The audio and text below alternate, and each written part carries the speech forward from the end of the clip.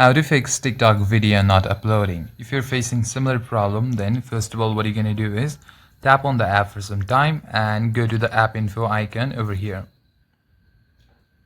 Now scroll down a bit and go to the storage section. Now tap on the clear case icon and clear data icon and tap on delete. After that, close the application and again go to the app info and tap on force stop. Tap on OK. Now close the application. Now check if you have the latest version installed by going on to the Play Store. Now head over to the search bar and type in TikTok.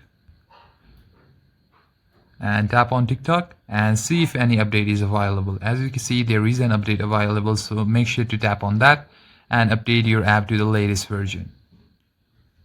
After the app is updated, tap on open button, and what you can also do is check your internet.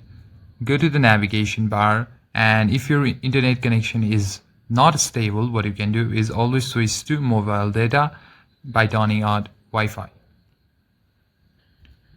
Finally, if your video still gets stuck, then what you can do is save it as a draft and then fully close the app, reopen it again and attempt to post again. In that way, you can easily fix TikTok video not uploading problem. Thank you for watching this video.